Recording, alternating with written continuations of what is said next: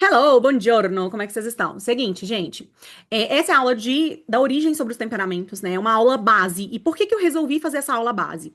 Porque se eu não soubesse dessa base, eu não teria conseguido me definir entre colérica e sanguínea. Essa é uma questão que, assim, se você não conhece esses pormenores, essa base sobre a teoria, fica difícil de você conseguir identificar de forma mais eficiente o seu temperamento e o temperamento das outras pessoas, especialmente de crianças, tá? Então, eu resolvi fazer essa aula base, né, para não começar só sobre um temperamento, porque senão poderia ficar confuso para vocês, né? Então, assim, eu deixei aqui a minha colinha aqui para eu poder não perder, né, eu não esquecer nenhum detalhe para vocês. Mas uma coisa que é importante a gente já mencionar é que temperamento ele não é rótulo. O temperamento, ele diz respeito à nossa composição mineral, como eu já falei lá na nossa aula sobre personalidade, né, sobre caráter e personalidade, é uma composição, é algo inato a você.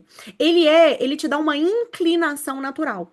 Veja, a mesma coisa do mapa astral. Outro dia eu falei sobre mapa astral e as pessoas falam: "Nossa, mas você é católica, você acredita em mapa astral?" Gente, existe uma diferença entre horóscopo e previsão com base em astrologia e a astrocaracterologia, que é, ou seja, a impressão que do céu no dia do seu nascimento. Não é uma determinação, não é que aquilo vai ser real, que aquilo vai ser você tá predestinado àquilo. Não é sobre isso que você faz mapa astral. Você faz para te dar um norte, para entender um pouco mais sobre a sua inclinação natural. O que se sobrepõe a essa inclinação natural? A sua personalidade. Então, todo o nosso objetivo aqui é entender qual é a nossa inclinação natural, trabalhar aqueles pontos que são fáceis para nós, porque aquilo é inato, e esconder com a copa da nossa árvore, com a nossa personalidade, aqueles defeitos naturais. Não é esconder no sentido de não deixá-los à mostra, né? De encolher eles. Mas é no sentido de a sua personalidade, ela se faz maior do que a sua inclinação natural. Então, isso faz com que você fique uma pessoa com um aspecto diferente. Vou te dar um exemplo, né, sobre mim. A paciência é uma coisa que falta ao colérico. O colérico, ele é muito impaciente. Então, eu preciso crescer a virtude da paciência, ou seja, dar este fruto maduro, né, na copa da minha personalidade, e isso esconde esse defeito, essa inclinação natural à impaciência, à intolerância, à grosseria, que é natural ao colérico. Perfeito? Então muitas vezes a gente sofre por não entender as nossas reações. E como eu falei, né, o autoconhecimento, ele é base para que eu possa fazer todas essas escolhas melhores, mais assertivas, a respeito daquilo que eu quero para minha vida. Então é muito importante que nós tenhamos essa clareza sobre, né, tem esse autoconhecimento, para a gente ter um ponto de partida. De novo, não é um rótulo, não é uma predestinação e também não é para usar como muleta, como muitas de nós usamos. Né? Porque eu pego, eu sou colérica, então eu sou grossa mesmo, então eu uso aquilo como muleta para justificar o meu mau comportamento. Não, nós aqui nós somos mulheres de alma, a gente usa o nosso temperamento para entender melhor quem nós somos e, a partir disso, fazermos escolhas melhores e mais voltadas para exaltar inclinações naturais positivas e trabalhar inclinações naturais negativas. É para isso que eu quero que vocês usem temperamento, tá? Não é para usar como, cresci assim, nasci assim, você sempre assim. Muito pelo contrário, né? Deus nos deu esse temperamento justamente porque existem coisas ali que ele quer que a gente trabalhe, perfeito? Então, quando a gente fala de temperamento, a gente fala sobre algo inato, sobre algo que nasce conosco. É uma disposição natural da alma e é aquilo que molda a forma como reagimos diante da vida. E, obviamente, gente, você pode falar assim, ai, Pri, mas eu tive uma família X, uma família Y. Isso não importa tanto para entender a sua composição mineral. E vocês vão entender isso, tá? O temperamento, ele está para além do seu fenótipo, ou seja, para além daquilo que foi dado como circunstância da sua vida. Obviamente, você vai ser moldado também por isso, e pode ser que você exalte algumas características ou diminua algumas características, molde algumas características de acordo com a sua circunstância. Eu falo, por exemplo, meu marido. Meu marido, eu descobri que ele era fleumático por exclusão, porque ele é um fleumático que foi muito bem trabalhado ao longo da infância dele. Então, algumas características né, inatas ao fleumático, muito características mesmo do fleumático, ele atenuou. Então ficava difícil percebê-lo como fleumático. E esse é o nosso objetivo. A pessoa precisa olhar pra você e ela não saber muito bem se você é colérica, sanguínea, fleumática ou melancólica. Porque isso significa que você trabalhou tanto o seu temperamento que fica difícil da pessoa definir, porque você já, né, amadureceu, você cresceu a sua personalidade e a sua personalidade se sobrepõe ao seu temperamento. Então o temperamento é a base nativa, as inclinações naturais que não mudam. Elas não mudam. Essa inclinação, gente, a minha inclinação para a impaciência, ela permanecerá comigo até o dia que eu morrer. Ela permanecerá comigo. Ela estará lá. Pode ser que ela esteja mais silenciosa do que antes, mas ela estará lá comigo. O temperamento, ele não muda. O caráter é a formação ao longo da vida, especialmente, né? Até os 14 anos, e a gente tem o comportamento, que é a manifestação externa, que ela também pode ser um reflexo da sua personalidade. Se você é uma pessoa que, né, tem um comportamento que é reflexo do seu caráter, ou seja, de quem você foi formado, você é uma pessoa imatura. Se você tem um comportamento que é reflexo da sua personalidade, que foi você que escolheu e formou, você é uma pessoa madura. Essa é a grande diferença, né? Então, o temperamento inclina, mas quem governa é a vontade, educada pelas virtudes, que são frutos da personalidade. Então, qual que é o contexto histórico, né? Então, você vai falar assim, ai, Pri, mas quando que surgiu essa coisa do temperamento? Essa coisa do temperamento, gente, ela surgiu inclusive antes de Cristo, né? É muito antigo. É um médico grego, Hipócrates, ele observava que as pessoas tinham algumas disposições diferentes. E ele criou a teoria dos quatro humores. Então, ela não chamava quatro temperamentos ainda, ela chamava quatro humores, que ele relacionou com partes do corpo. E depois vocês vão entender, a hora que eu mostrar pra vocês o gráfico, o infográfico, vai fazer mais sentido. Então, ele disse que era sangue, fleuma, bile amarela e bile negra.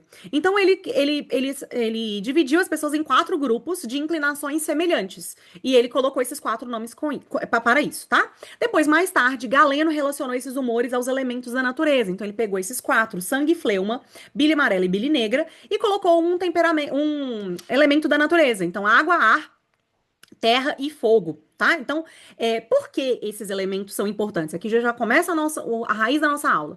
Porque para cada temperamento, você tem um elemento da natureza. E esse elemento, ele dá a entender, ele dá indícios de como aquele temperamento funciona. Então, vamos pensar no ar, por exemplo, né? O ar. Qual é a característica do ar? Olha, as coisas não permanecem muito no ar. Se passa um cheiro no ar, o cheiro logo vai embora. O ar, ele expande, ele ocupa espaços, ele está presente, ó, eu tô aqui, mas o ar tá todo em volta, tá todo ao meu redor, ele tem essa característica de expandir. E ele tem outras características importantes que a gente vai ver daqui a pouco, que são, ele pode ser um vento, ele pode ser uma brisa, ele pode ser uma tempestade, né? Ele pode ter ali como é que fala? Um tornado, virar um tornado. Então, o vento, ele pode assumir formas diferentes. A mesma coisa da água. Quais são as características da água? A água é úmida, a água é fria.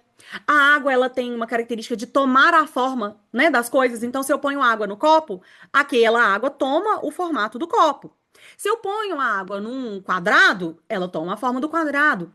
E a água também tem variações. A água, ela pode ser vapor, ela pode ser líquida, ela pode ser gelo. Então, tudo isso nos dá aqui indícios de como podem ser esses elementos e o que eles apontam como inclinações naturais. Perfeito? Aí, quando veio a Idade Média e o Renascimento, esse conhecimento ele foi integrado à espiritualidade cristã, né, como um mapa simbólico e prático para compreender a alma humana e orientar o crescimento moral. Então, assim, ele não é uma ciência moderna e é uma sabedoria que nos ajuda a nos guiar e, principalmente, a traduzir essas inclinações naturais e a trabalhar nelas com as virtudes. Perfeito? Então, para além dessa coisa do elemento natural, que é muito importante, nós temos uma outra questão. Os temperamentos, eles nascem da combinação de duas forças principais, tá?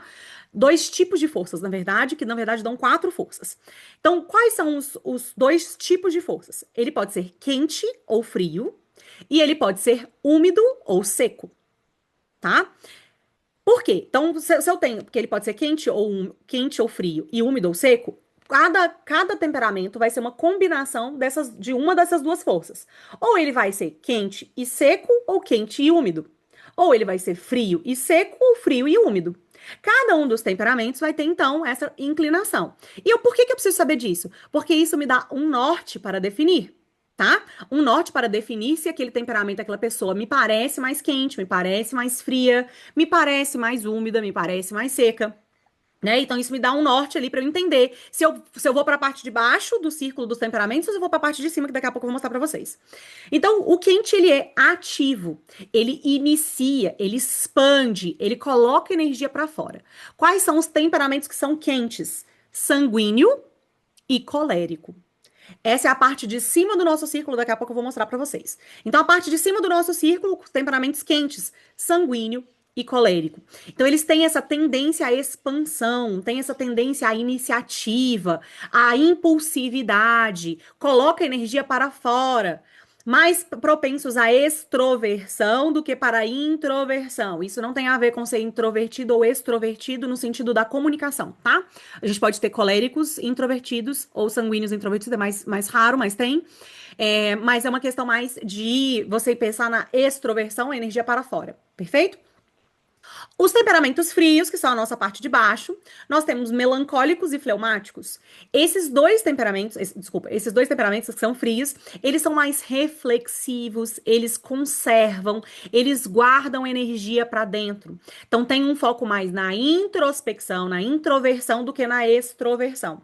Então, se você vê uma pessoa que ela é mais conservada, ela é mais contida, ela não tem muita impulsividade, ela conserva mais energia, mais reflexiva, mais cautelosa, muito provavelmente ela tem temperamento frio, ela estará aí na parte de baixo, ou será melancólica ou fleumática, tá? Isso é um indicativo para que você possa ter mais assertividade na hora da definição, perfeito? E nós temos outros dois, que é seco e úmido, né? O seco, ele dá forma, estrutura, foco. Então, temperamentos secos, por exemplo, é o caso do colérico. O colérico, ele é quente e seco. Ele dá essa forma, ele tem uma estrutura, ele gosta dessa estrutura principal, tem mais foco, são mais orientados. Quais são os dois temperamentos secos? Melancólicos e coléricos, perfeito? E úmido, conecta, mistura, adapta, acolhe. Quais são os dois temperamentos que são úmidos? Nós temos quente e úmido sanguíneo e frio e úmido a água, né? O fleumático, perfeito? Fez sentido até aqui? Tá tudo certo? Conseguiram compreender essa característica aí do quente, úmido e frio? Como é que é? Quente e frio e seco e úmido? Tudo certo até aqui? Perfeito? Então vamos lá. Aí aqui, eu vou colocar aqui pra vocês, mas deixa eu share a minha. Aqui, ó. Eu fiz esse infográfico porque eu acho que fica mais visual. Eu sou pessoa visual, tá? Então pra mim faz muito sentido. Vocês estão vendo a minha tela? Alguém me dá um ok? Vocês estão vendo? Se puder falar ou escrever. Eita, peraí. É... Pra mim faz. Só pra eu saber se vocês estão vendo a minha tela. Porque isso é importante pra que fique guardado aqui. Sim ou não?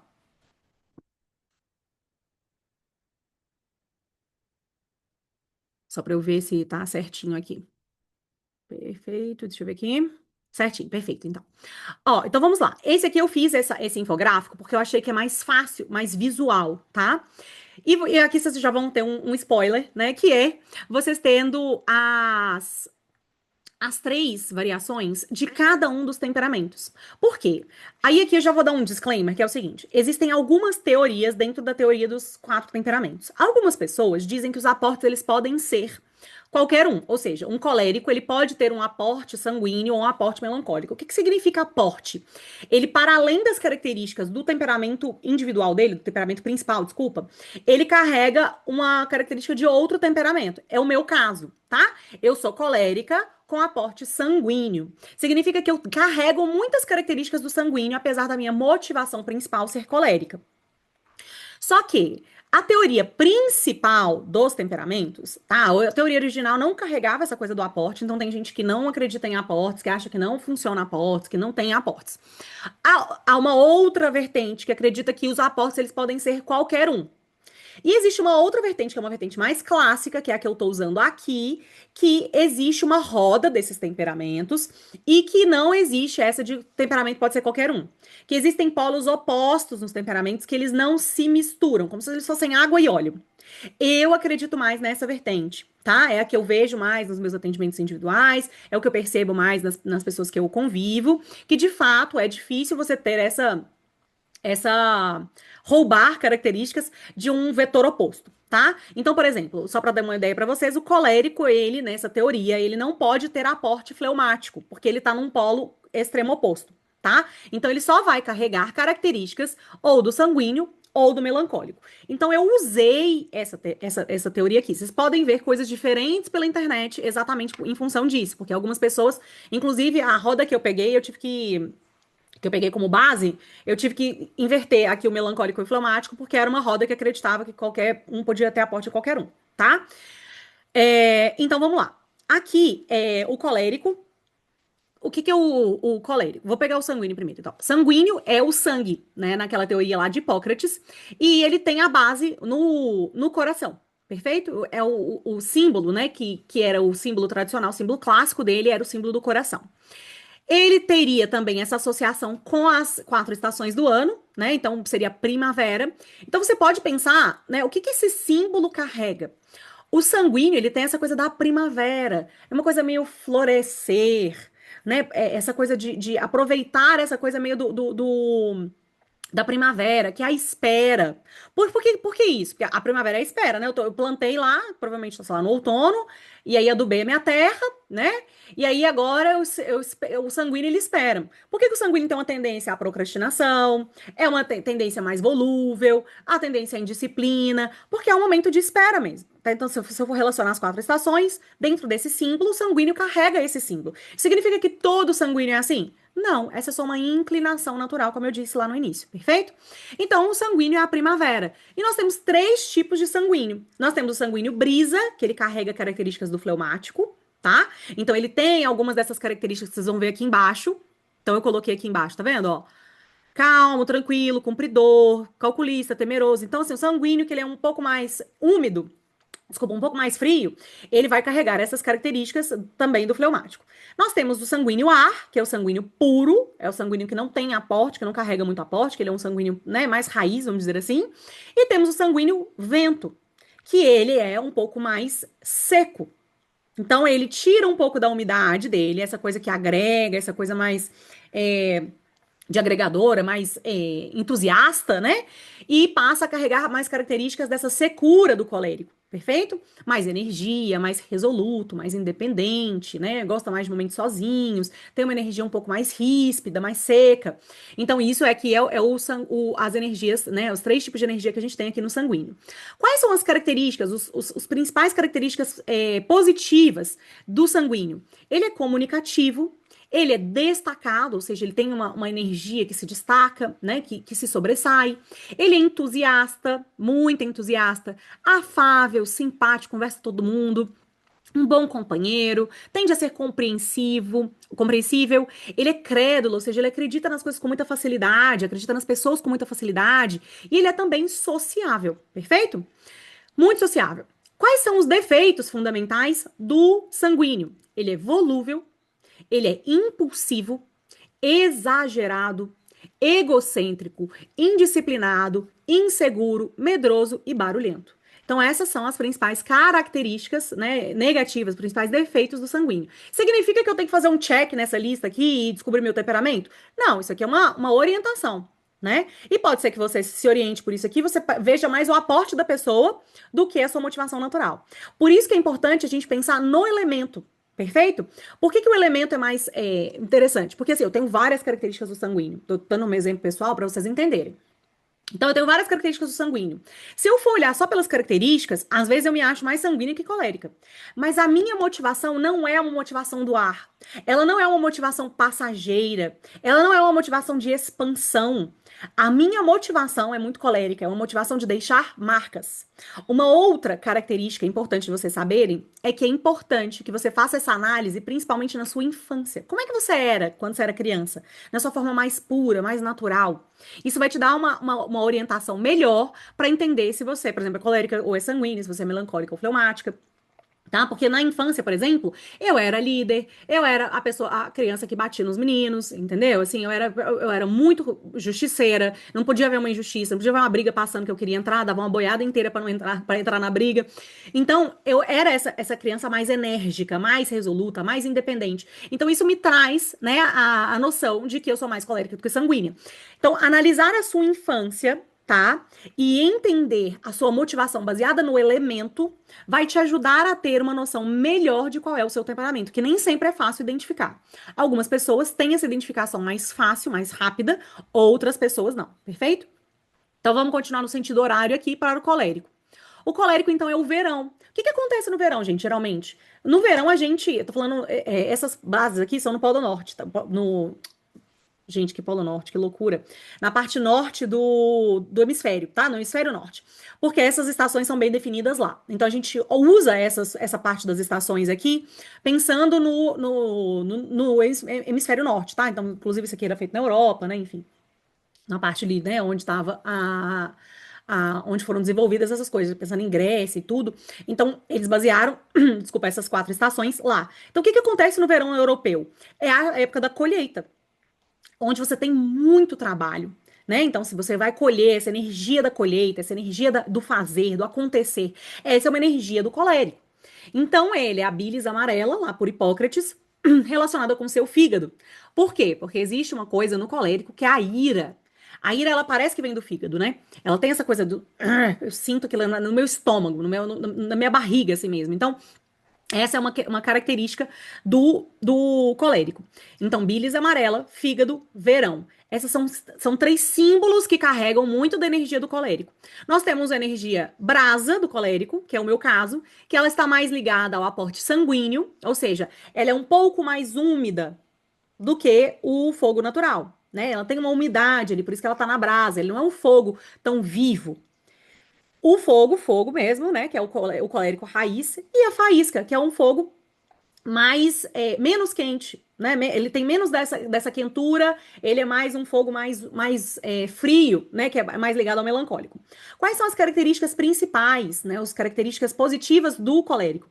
Ele é enérgico, ele é resoluto, ele é independente, ele é muito focado na solução, ele gosta de fazer as coisas por si mesmo, ele é otimista, extremamente prático, eficiente, decidido, líder e audacioso. Então, o colérico, ele tem uma energia de coragem, né? Também ligada a essa questão do fígado. Uma energia, né, de deixar marcas. O colérico, ele gosta de marcar. E aí tem as duas coisas, né? Você pode deixar marcas positivas nas pessoas, ou seja, você forja como se fosse um ferro, né? O fogo, ele forja o ferro. Ou você pode deixar uma marca negativa na pessoa, você pode queimar a pessoa.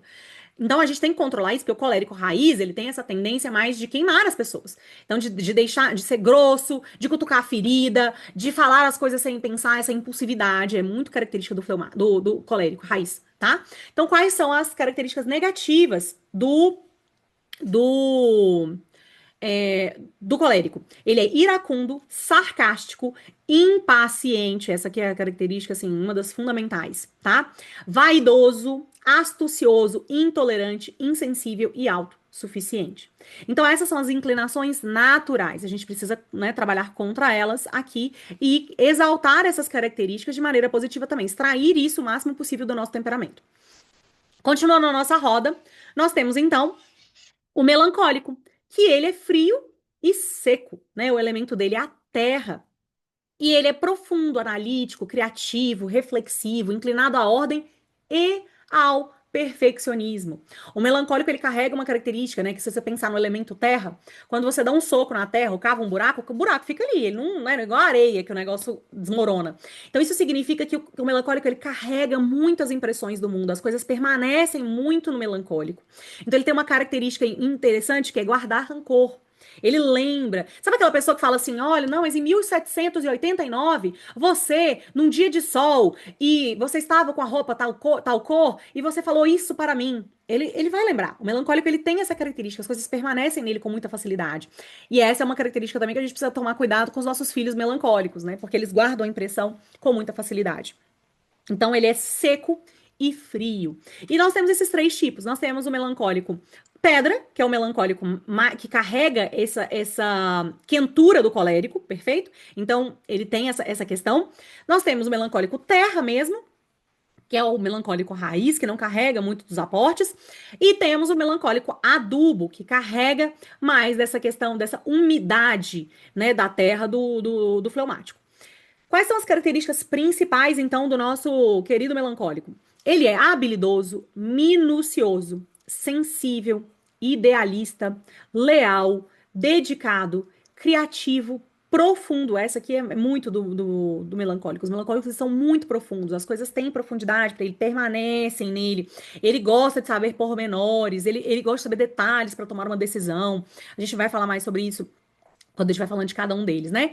Ele também é artístico. E qual que é as questões, né, principais aqui, os defeitos? Ele é inflexível, crítico, vingativo, antissocial, teórico, amuado, confuso, pessimista e egoísta. Tá? Essas são características muito particulares, né, do melancólico. E aqui também é autônomo. Então, o que que significa ser autônomo? Significa você ter essa coisa do plantio. O melancólico, ele é muito do plantio, né? Ele é aquela coisa de colocar a semente, de cuidar da terra, de deixar tudo muito preparado, de preparar o terreno. Essa é uma característica muito peculiar, né? Eu tô deixando meu microfone. Uma característica muito peculiar do melancólico, perfeito? E ele é a bilis negra, né? Na época do Hipócrates, e o baço, né? Esse é o órgão que representa ele também, perfeito? E aí a gente passa para os nossos queridos fleumáticos, que a gente acredita, inclusive tem uma crença aí, né, meio difundida, de que os fleumáticos, eles são um temperamento mais fácil de lidar, tá? Por quê? Porque eles escondem, eles não criam conflitos, eles são tão let it go que eles não fazem as coisas. Mas não necessariamente, né? Então, assim, eles também têm defeitos fundamentais. A gente acredita, fala, eu queria muito ser fleumática. Tem muita gente que fala isso, né? Eu mesmo já falei isso. Fleumático deve ser bom demais, que ele parece que não carrega uma ansiedade. Mas a ansiedade do fleumático, ela é muito diferente. Por isso que é tão importante que a gente tenha né? Que a gente conheça essa essas características para que você entenda que existem defeitos também fundamentais para esse tipo de temperamento. Então, nós temos lá, quais são as características, né? Aqui, ó, nós temos os 3 tipos de fleumático, que é o inverno. O inverno é o quê? É uma época que também a gente não faz muito, a gente fica num recolhimento, né? É uma época meio apática, mas a gente não tem aquela energia da primavera, que é uma energia para fora, de sair de casa, de contemplar as flores. O inverno, ele né, tem aquela coisa de você ficar em casa, querer, tipo, tomar um chocolate quente, aquela energia mais baixa. Então, essa é uma característica, né? Fleuma, sistema respiratório. Então, essa oxigenação, né, da fleuma, que é você, né, mais focar nesse ar, nesse respirar, nessa coisa mais tranquila, perfeito? E nós temos também esses 3 tipos de fleumáticos. Nós temos o vapor, que ele carrega um pouco da quentura do sanguíneo. Nós temos a água, que é o fleumático clássico, e nós temos o gelo, que é o fleumático que carrega um pouco dessa secura, né, do melancólico, que é um fleumático um pouco mais enrijecido, mais duro. Então, é só você pensar nesses elementos que eu trouxe aqui para você traçar as características, né? Eu queria muito que vocês fizessem esse exercício simbólico mesmo, de olhar para esses elementos e extrair o símbolo que está por trás dele. Quais são as características, por exemplo, de um vapor? Olha, ele é úmido, ele é quente, ele sobe, né, com muita facilidade, ele também some com muita facilidade. A água, não, ele é uma coisa mais flexível, ela toma forma, né? Então, assim, o fleumático, que ele é água, ele é um fleumático, é o mais, entre aspas, fácil, né, de conviver, porque ele toma forma, ele se adapta com muita facilidade. E o gelo? O gelo, ele já é um fleumático que tem uma rigidez ali, né? Ele não toma o formato. O gelo, depois que ele tá pronto, ele tem um cubinho, eu quero colocar ele numa forma redonda, ele não vai ficar. Ele não carrega tanto essa flexibilidade da água. Então, quando você faz esse exercício de entender e interpretar os símbolos, fica mais fácil de você entender quais são as características daquela pessoa, perfeito?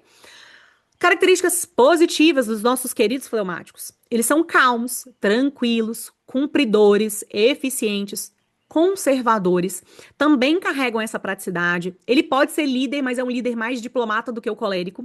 Então vocês percebem que eles têm vetores opostos, né? Você tem uma energia e você tem a calma.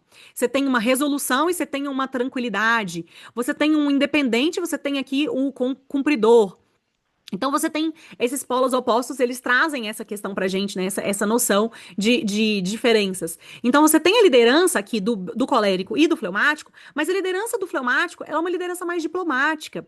Ele é aquele líder que ele agrega mais, porque ele tem essa questão da umidade que falta no colérico, né? Ele é bem-humorado, ele é uma pessoa que sabe conversar com polos opostos. Sabe aquele povo que faz, que consegue conversar com direita e esquerda sem se atravessar? O colérico, se ele for conversar com direita e esquerda, ele vai tomar um partido e ele vai ficar bravo, ele vai brigar. O melancólico não, desculpa, o fleumático não. Ele tem essa característica mais diplomática que ajuda ele nessas questões dos relacionamentos, tá?